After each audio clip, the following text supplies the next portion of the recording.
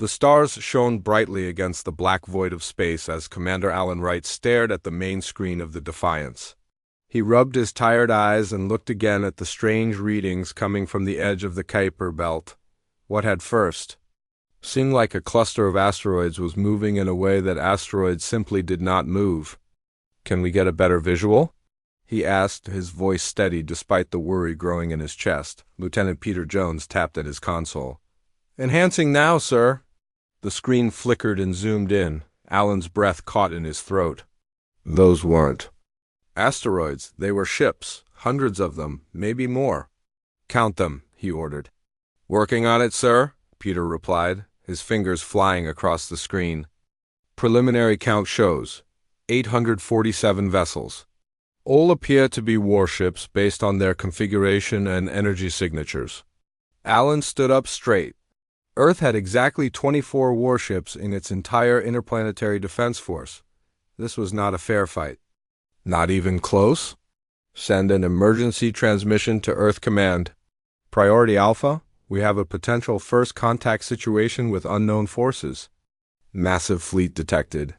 As the message was sent, Alan made another decision. "Let's try to talk to them. Get Dr. Martinez up here." Dr. Olivia Martinez arrived on the bridge 5 minutes later.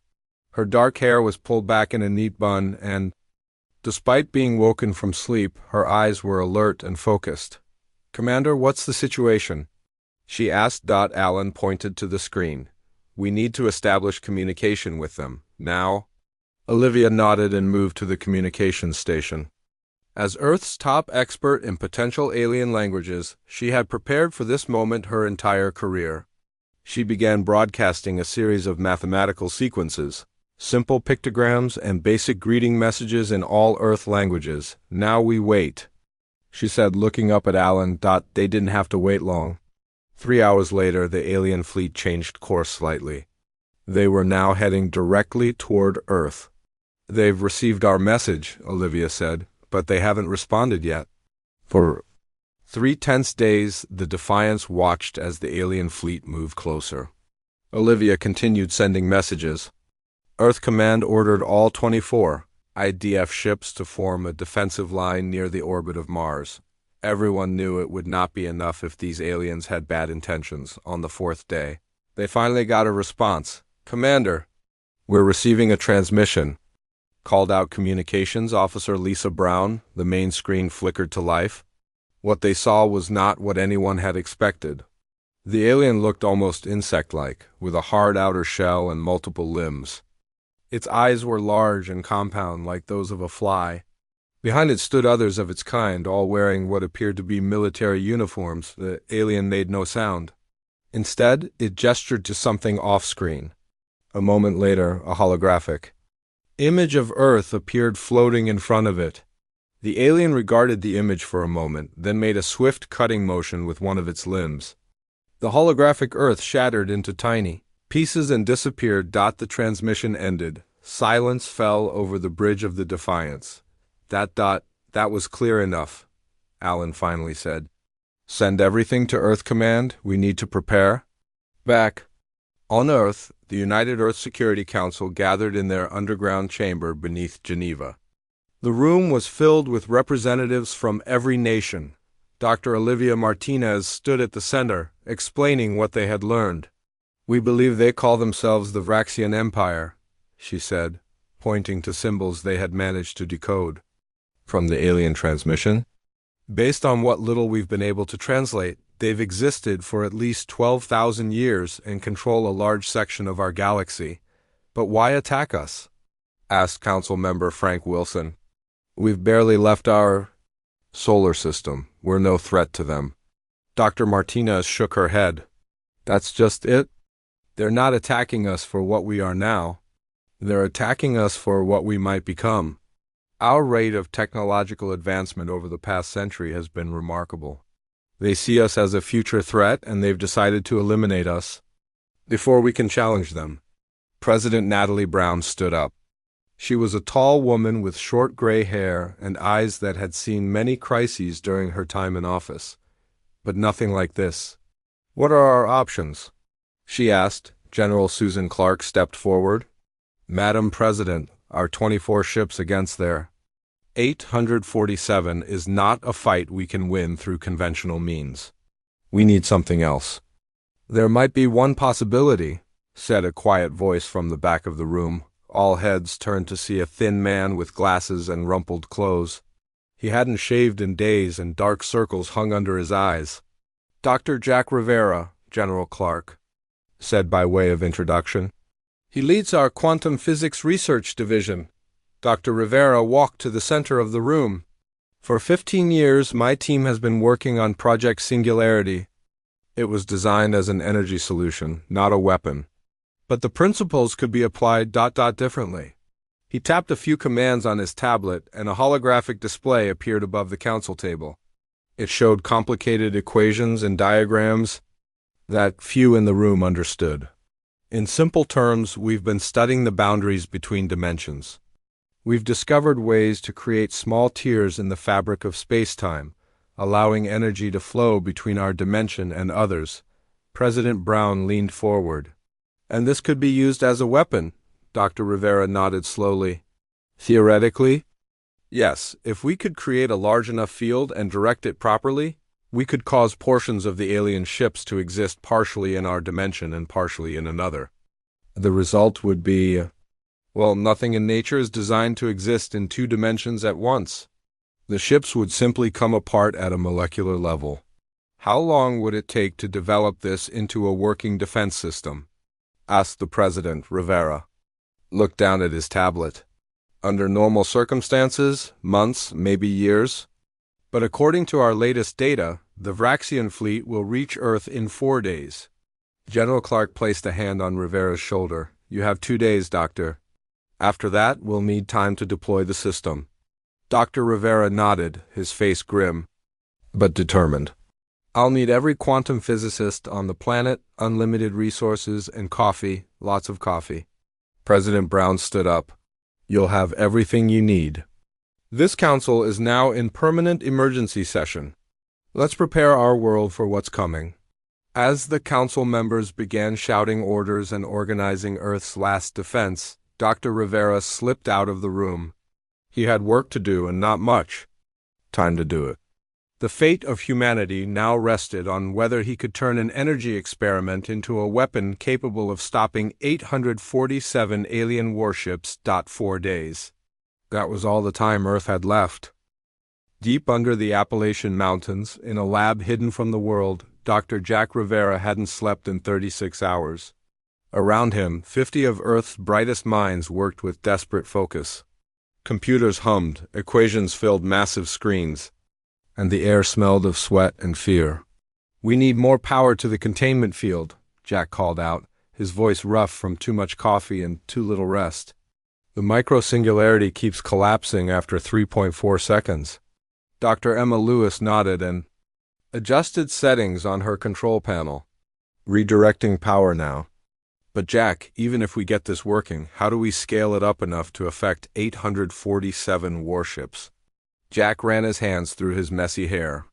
One problem at a time, Emma. First, let's make sure we can create a stable field that lasts more than a few seconds. Above them, built into the mountain itself, was the Project Singularity testing chamber. Inside that heavily shielded room, they were attempting to create tiny tiers between dimensions, openings into other realities that existed alongside their own. The original goal had been clean energy. The boundary between dimensions leaked energy that could be harvested. But now they were trying something much more dangerous, creating a field that would force objects to exist in 2 dimensions at once. A loud buzz filled the lab as the next test began. On the main screen, they watched as a small metal sphere floated in the center of the testing chamber. Around it, the air seemed to ripple and distort. Field strength at 85%, called out Dr. Paul Davis from his station. 90%? 95... The metal sphere began to shimmer. It looked like it was trying to be in 2 places at once. Parts of it became transparent, then solid again, as if it couldn't decide which reality to exist in. Holding at 4.2 seconds, Emma sighed, her eyes fixed on her screen. 4.5... Then it happened. The metal sphere didn't explode. It didn't melt. It simply came apart. One moment it was there, the next it was gone, leaving behind only a faint dust that drifted to the floor of the chamber. Silence fell over the lab. Did we just... Paul started to ask. Jack nodded slowly. We just forced an object to exist in two dimensions at once. When the atoms tried to occupy two spaces simultaneously, they simply separated. A cheer began to rise from the tired scientists, but Jack cut it off with a raised hand. Don't celebrate yet. That was a baseball-sized sphere. We need to scale this up about 1,000,000 times and figure out how to project the field into space. General. Susan Clark chose that moment to enter the lab. Her uniform was crisp despite the crisis, but her eyes showed she hadn't slept either. Tell me you have good news, Doctor, she said, walking straight to Jack. Jack gestured to the empty testing chamber. We just successfully tested the basic concept. An object caught in our dimensional field essentially tears itself apart at the molecular level. How long before we can deploy this against the Vraxian fleet? Jack looked at his team, then back to the general. The physics works. Now we need to build a delivery system that can create this field on a massive scale. Emma, step forward. General, we might have a solution for that. The International Space Station Quantum Laboratory already has much of the equipment we'd need. It's not designed for this purpose, but with modifications... General Clark nodded. I'll have the ISS evacuated except for essential personnel. How many of your team need to go up? Just 3 of us, Jack said. Me, Emma, and Paul will need to reconfigure their quantum accelerator to generate our dimensional field. You leave in 2 hours, General Clark said. The rest of your team will continue working from here to guide the modifications remotely. As the general left, Jack turned to his team. Start packing the essential equipment. And someone find me the blueprints for the ISS Quantum Lab. 12 hours later, Jack floated in the zero gravity of the International Space Station, staring out a small window at Earth below. From up here, it looked so peaceful, so unaware of the danger approaching. Stop daydreaming, Jack, Emma called as she floated past, carrying a bundle of cables. The Vraxians will be here in less than 48 hours. Jack nodded and pushed away from the window.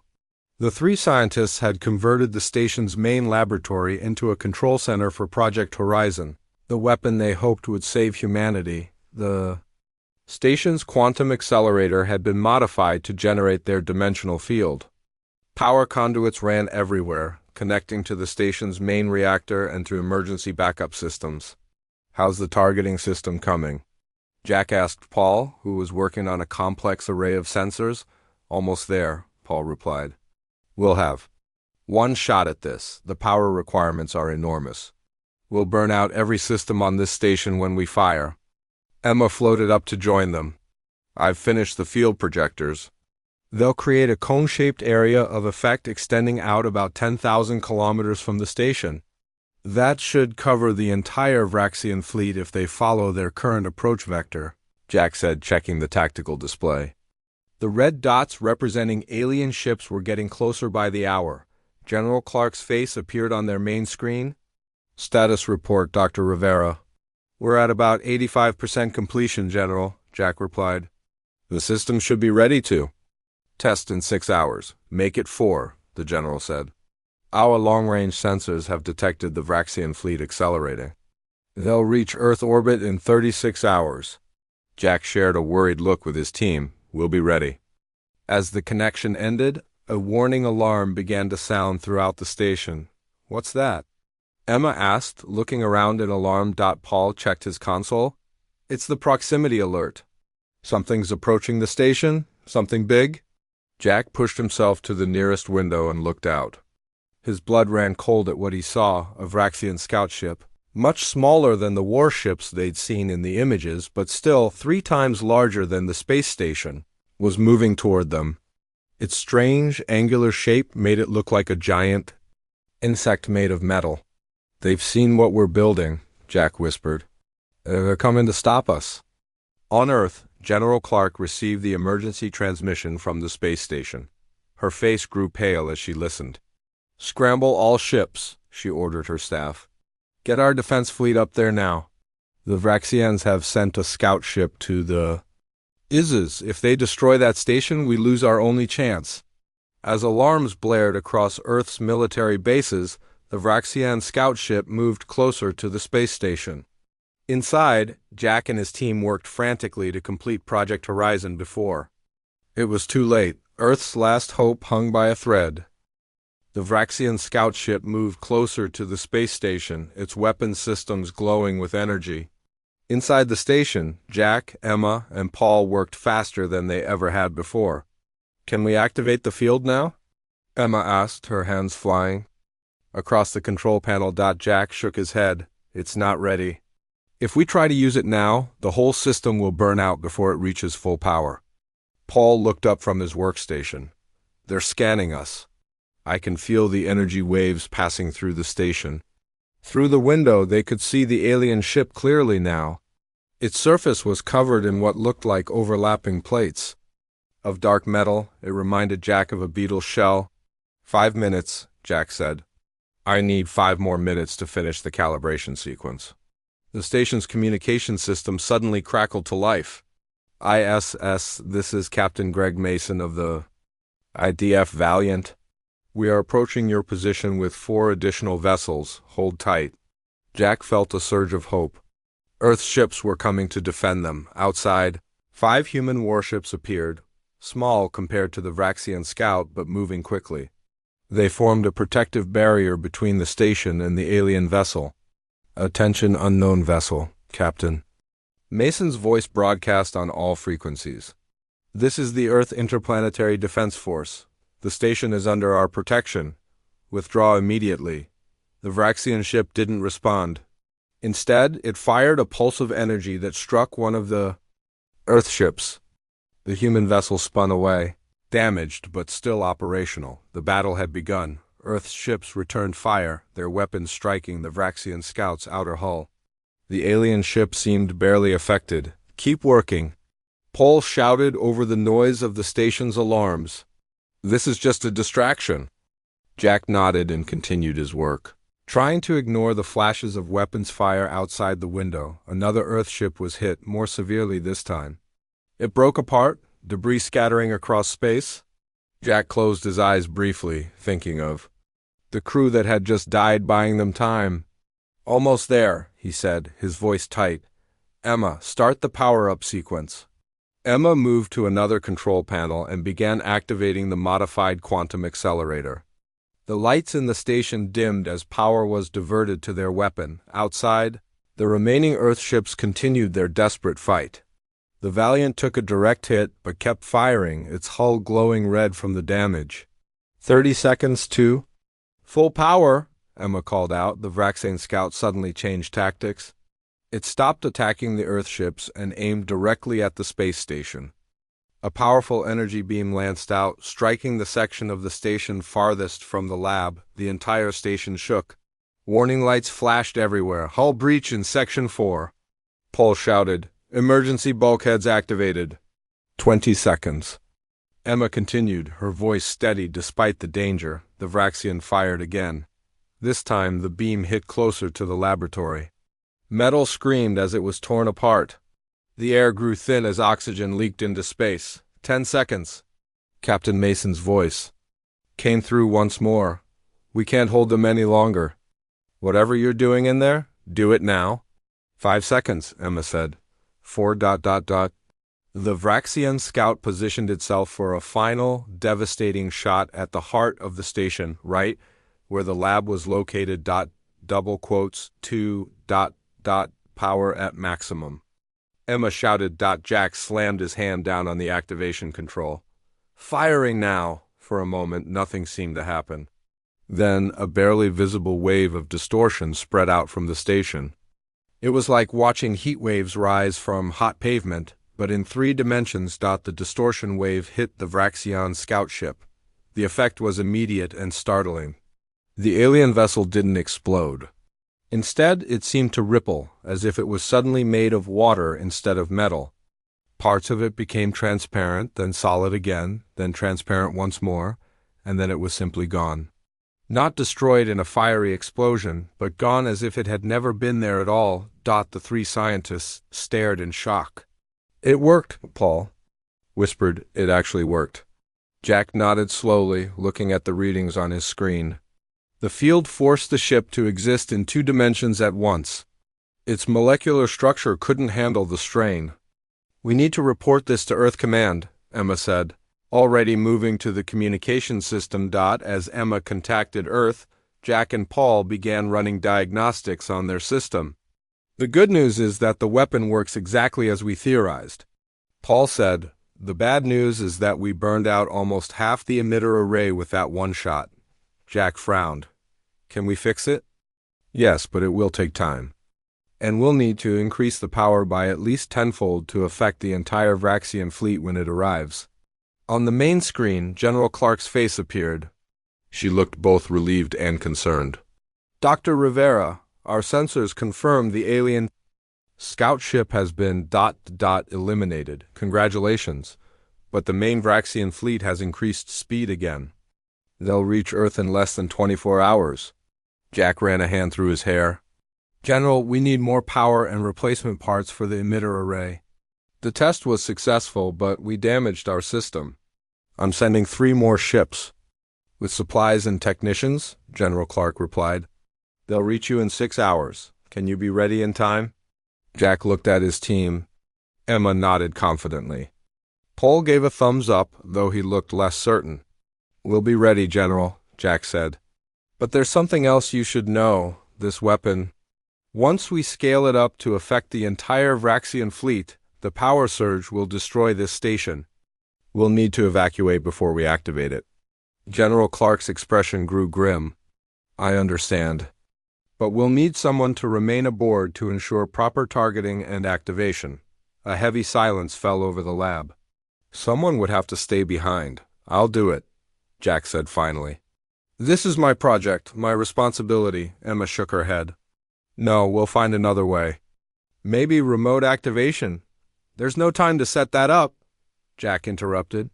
"We have less than a day to prepare for the entire Vraxian fleet. This is the only way." As they debated, Earth continued its preparations for what might be its final hours. Military forces moved into position. Civilians entered underground shelters. The remaining 23 IDF warships formed a defensive line in Earth orbit, and in space, 3 scientists worked to repair and enhance a weapon that might save humanity, but at a terrible cost. Time was running out. The space station hummed with frantic activity. 20 technicians from Earth had arrived with new parts and equipment. They worked alongside Jack, Emma, and Paul to rebuild the damaged emitter array and increase its power. "Connect those power conduits to the main reactor," Jack directed 2 technicians. "We need every bit of energy this station can produce." Emma floated nearby, checking numbers on her tablet. "The new emitters are installed. Power capacity is now 3 times what we had before. But we need 10 times more," Paul reminded them, his face showing the strain of working non-stop for nearly 2 days. Outside the station's windows, Earth's remaining warships moved into defensive positions. They looked tiny and fragile compared to what was coming. Jack's communication device buzzed. "Dr. Rivera," came General Clark's voice. "Status update. We're at 70% completion," Jack replied. "The enhanced system should be ready in about 5 hours. "You have 3, the general said, her voice grim. "The Vraxian fleet has accelerated again. They'll reach Earth orbit in 4 hours." Jack looked at Emma and Paul, who had both heard the news. Their faces showed the same determination he felt. "We'll be ready," Jack promised as the connection ended. One of the technicians approached. "Dr. Rivera, we've been thinking about the remote activation problem. We might have a solution." Jack felt a spark of hope. "Go on. If we modify one of the station's escape pods with a quantum entanglement communicator, we could theoretically trigger the system from a safe distance. Would it work?" Emma asked, floating closer. The technician hesitated. "Maybe. We've never tested it under these conditions." The escape pod would need to stay within 10,000 kilometers of the station. That's still within the danger zone of the dimensional field. But it gives us a chance, Jack said. Do it.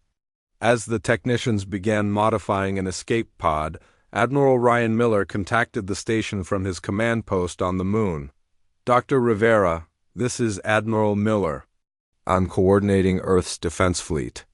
We need to know exactly how your weapon works so we can position our ships effectively. Jack moved to the main screen where the Admiral's face was visible. Admiral, our weapon creates a dimensional field that causes anything within it to partially exist in another dimension. This tears apart the molecular structure of the target. And the range? The Admiral asked. With our enhanced system, the field should extend in a cone-shaped area about 30,000 kilometers from the station. But it will only be active for approximately 1 minute before the system burns out completely. The Admiral nodded.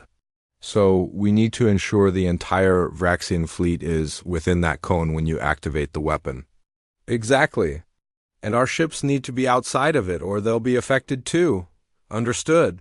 We'll use our ships to herd the Vraxian fleet into position. They'll likely form a hemisphere around Earth to prepare for planetary bombardment. That's their standard attack pattern, according to the data we've gathered. Jack felt a chill run down his spine at the casual mention of planetary bombardment. This wasn't just a battle. It was the potential end of human civilization. Admiral, your ships will be outnumbered 36-1. How can you possibly control their positioning? The Admiral's face showed no fear, only resolve. By making ourselves the most attractive targets. The Vraxians seem to prioritize military threats. If we engage them from a specific vector, they'll concentrate their forces to eliminate us first. Jack understood what the Admiral wasn't saying. Earth's ships would be sacrificing themselves to pull the Vraxian fleet into position. Good luck, Admiral, Jack said quietly. To all of us, Miller replied before ending the transmission. 3 hours later, the space station's sensors detected the arrival of the Vraxian main fleet. All 847 warships emerged from faster-than-light travel near the orbit of Mars. They were massive, each one at least 5 times larger than Earth's biggest battleship. Look at them, Paul whispered, staring at the tactical display.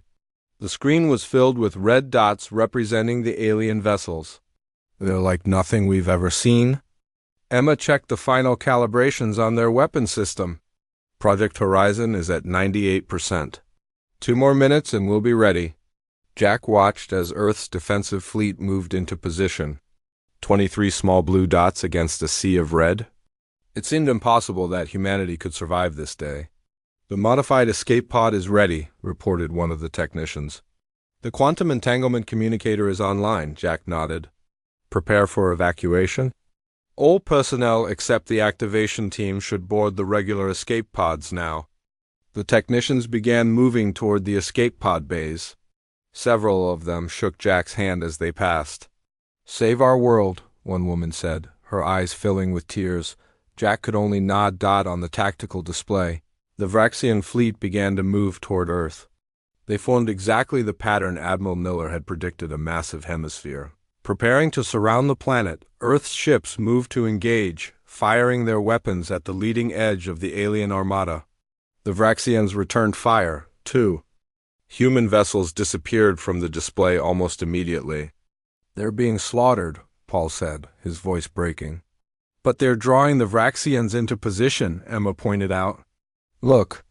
The alien fleet was indeed adjusting its formation, concentrating more ships toward the area where Earth's defenders were attacking.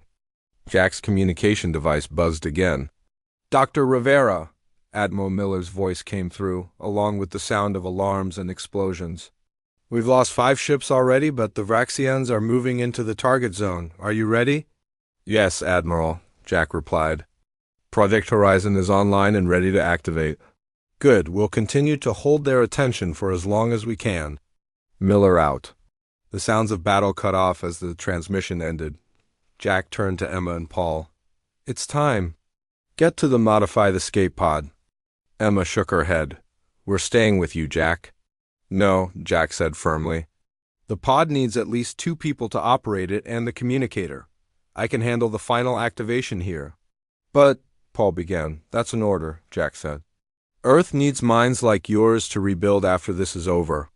Go. After a moment of tense silence, Emma hugged Jack tightly. We'll see you soon, she whispered, though they all knew it might not be true. Paul gripped Jack's shoulder. Make it count. Jack watched as his friends floated toward the modified escape pod. On the tactical display, more blue dots were vanishing as Earth's ships continued their hopeless battle, but the red dots, the Vraxian fleet, were now almost perfectly positioned within the projected cone of Project Horizon's dimensional field. It was almost time. Jack floated alone in the space station's control room.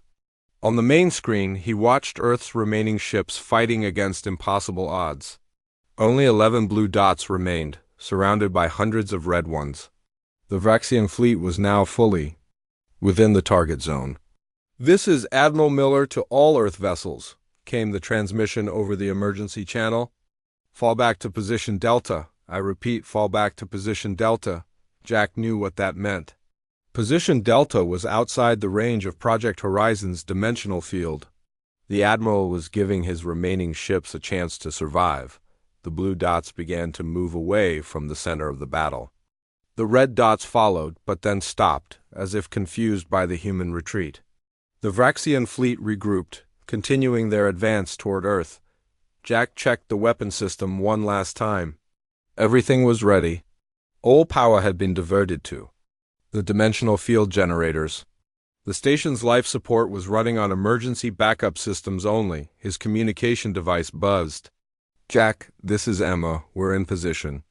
The escape pod is holding steady at 12,000 kilometers from the station. Any problems with the quantum entanglement communicator? Jack asked. It's working perfectly, Paul's voice replied. We're ready when you are. Jack took a deep breath. I'm activating the targeting sequence now. Stand by. He pressed his palm against the scanner, and the main control panel lit up with a series of green lights. The station began to vibrate slightly. As the quantum accelerator powered up, targeting sequence complete, Jack reported. The dimensional field will activate on my command. On the tactical display, the Vraxian fleet had formed their attack formation. They were perfectly positioned within the target zone, a hemisphere of warships preparing to destroy Earth. Jack opened a channel to Earth Command. General Clark, this is Dr. Rivera. We are ready to activate Project Horizon. General Clark's voice came through clearly. Understood, Doctor. The fate of humanity rests in your hands. Good luck. Jack thought of the billions of people on the planet below, most of them in underground shelters, waiting to learn if they would live or die. He thought of his parents, his sister, his friends, all of them counting on him. Initiating final countdown. He said, his voice steady despite the weight of responsibility. 10.9.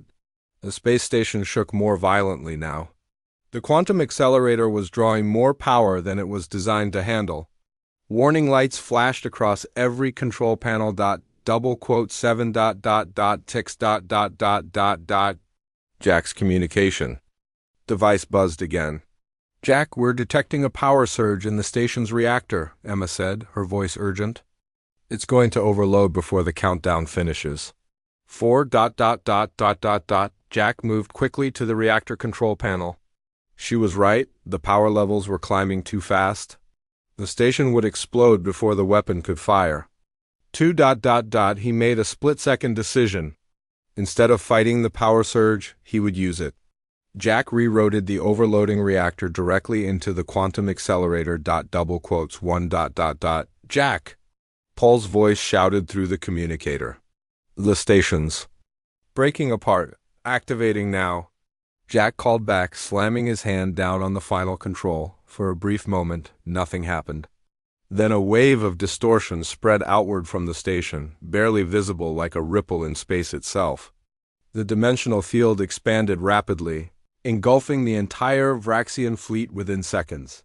The effect was immediate and eerie. The massive alien warships began to shimmer and distort. It was as if they were trying to exist in two places at once. their structures stretching and bending in impossible ways, and then, one by one, they simply vanished. Not with explosions or fire, but with a strange rippling effect, as if they were being erased from reality itself. In the escape pod, Emma and Paul watched in amazement as the enormous alien fleet disappeared before their eyes. "It's working," Emma whispered. "They're gone." Paul checked the timer on his tablet. 47 seconds, he said in awe. It took exactly 47 seconds to eliminate all 847 ships. But their celebration was cut short as they saw the space station begin to break apart. The power surge had triggered a catastrophic chain reaction. "Jack!" Emma called into the communicator. "Jack, can you hear me?" There was no response. On the moon, Admiral Miller stared at his tactical display in disbelief. The massive Vraxian fleet had completely vanished. His sensors showed no debris, no explosions, just empty space, where 847 warships had been moments before. "Did we just win?" asked his second-in-command in a stunned voice. The Admiral nodded slowly. "I think we did." Back on Earth, in the underground command center, General Clark received the news. "All Vraxian vessels have disappeared from our sensors," reported the officer at the detection station. The dimensional field worked exactly as Dr. Rivera predicted. A cheer began to rise from the command staff, but General Clark raised her hand for silence. "What about the space station?" she asked. The officer's expression fell. "It's gone, ma'am. It couldn't withstand the power requirements of the weapon." "And Dr. Rivera? No emergency transmissions detected." General Clark closed her eyes briefly. Then she opened them and addressed the room. "Send out the all-clear signal. Tell our people they can come out of the shelters. Earth is safe." As the message spread across the planet, people emerged from underground bunkers, looking up at the sky with wonder and relief. They had faced extinction and survived. 2 weeks later, Emma and Paul stood before the United Earth Council. The room was packed with representatives from every nation on the planet. President Natalie Brown addressed them. "Dr. Lewis, Dr. Davis, the people of Earth owe you and Dr. Rivera a debt we can never repay. Because of your brilliance and courage, our world survived." Emma stepped forward. "Thank you, Madam President. But the real hero was Jack. He sacrificed himself to save us all. His name will never be forgotten," the President promised. "And neither will the lesson we've learned from this encounter." "What lesson is that?" Paul asked. "That humanity is more resourceful than anyone, including ourselves, ever imagined. When faced with impossible odds, we found a way to survive. And now we must use that same ingenuity to build a better future." Later that day, Emma and Paul stood at the large memorial window that had been installed in the council building. It looked out at the stars, the same stars that had nearly witnessed humanity's end. "Do you think there are other threats out there?" Paul asked quietly. Emma nodded. "Probably. But I also think we've proven something important to the galaxy." "What's that?" "That Earth isn't an easy target." She smiled slightly. 847 warships sent to crush Earth, all gone in 47 seconds. That's going to make others think twice before they try to attack us. Paul looked back at the stars. Jack would have liked that thought. "Yes," Emma agreed. "He would have." As night fell over a grateful planet, humanity looked to the future with new determination. They had survived the impossible. They had proven their worth among the stars. And they would never forget the price that had been paid for their tomorrow. In the vast darkness of space, the story of Earth's victory spread like a ripple, a warning to any who might threaten the small blue planet and its remarkably resourceful inhabitants.